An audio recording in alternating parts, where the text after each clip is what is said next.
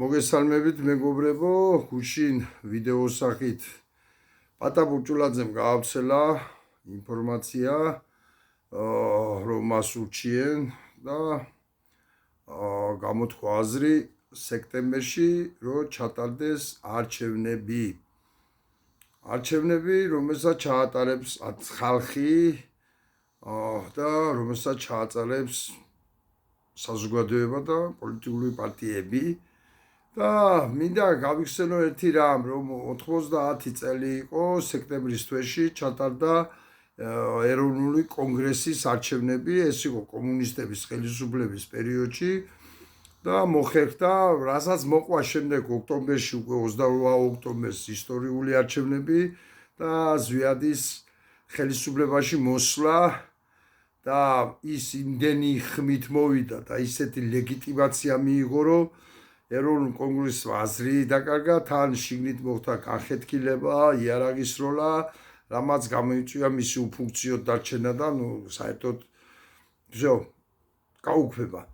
მაგრამ ახლა არის სხვა რეალობა, ქვეყანაში არის სხვა რეალობა, ახლა პირიქით, ახლა გვყავს ხელისუფლება, რომლის ლეგიტიმაცია არის ნოლი და ამ ფონზე არჩევნების ჩატარება, რომელიც იქნება ძალიან რთული და შრომატევადი სამუშაო, აი ნამდვილად მიცემს ლეგიტიმაციას ამ ორგანოს, რომელიც მერე დროებით მთავრობას და რა ვიცი რა, რომელიც იმუშავებს ხელისუფლების გამოტაცვით, რომ ხელისუფლება გამოტაცოთ ქართულ ოცნებას, რომელიც დაკავებულია უკვე შიდა მკვლელობებით და შიდა გაჩევებით. და მეტი არაფრით და ერთ სხვას ვერაფერს ვერ თავაზობს, მარტო გვაყურებებს დილა საღამომდე, როგორ უსწორდებიან ერთმანეთს შიგნით უკვე და ამას აკეთებენ, იმიტომ რომ თვლიან თავს გამარჯვებულად, მოლეული აქვთ აქეთა ფლანგი და ახლა შიდა ხელისუფლების გამტკიცებითაა დაკავებული კობახიძე.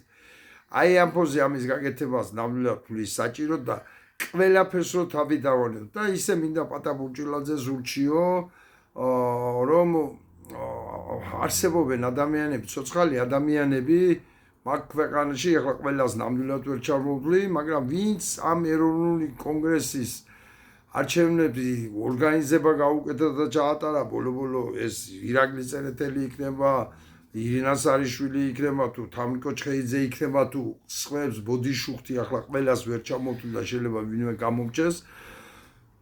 ეს ადამიანები ცოცხლები არიან, ამ ადამიანებს აქვს უდიდესი გამოცდილება ამ საქმის და ჩართოს, კითხოს, მოიწვიოს, ესაუბროს და უფრო ფართო პროპაგანდის საგნად გავხადოთ ეს და ყველაზე მთავარი აქ არის ერთი რამე. ჩვენი ტრაგედია არის ის, რომ ჩვენ თამაშობთ ხელისუფლების მიერ შემოთამაშებული წესებით და თავაზობთ ხელისუფლების მიერ გამოყოფილ მოედანზე.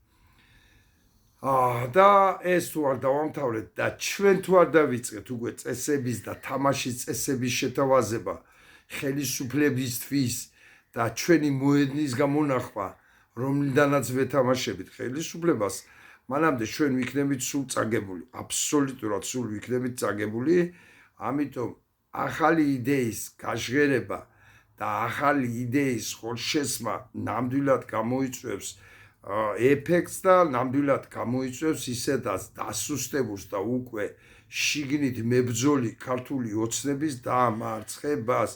ამიტომ მივესალმები ამ იდეას არჩევნების ჩატარების შესახებ, რომელიც შეიძლება სექტემბერში ჩატარდეს და იქნება ძალიან კარგი, მაგრამ ამაში უნდა ჩაერთოს ფართო სპექტრი, ამაში უნდა ჩაერთოს პირველ რიგში ემიგრაცია და ათობით ორგანიზაცია ემიგრაციაში, რომელიც იბრძვის საქართველოს თავისუფლებისთვის და ერთ-ერთი მონამორჩილი მეც ვიქნები, რომ ეს გაშუქდეს და ამაში ჩავთოთ ემიგრაცია, ამაში მეც მივიღებ, რა თქმა უნდა, მონაწილეობას. კიდევ ერთხელ მოგიწოდებთ, ვიმჟელოთ და დავსახოთ გეგმები. ჩვენ უნდა შევთავაზოთ ხელისუფლება ჩვენი თამაშის წესების. სხვანაირად ჩვენ წაგებული ვიქნებით იმ დროს, როცა ერთმანეთის ხოცვაზე არიან გადასული ქართული ოცნება. ეს არ გამოვიყენოთ, ეს იქნება დანაშაული ერისა და უფლის წინაშე და ჩვენი მომავალი თაობის წინაშე. მადლობთ ყურადღებისათვის.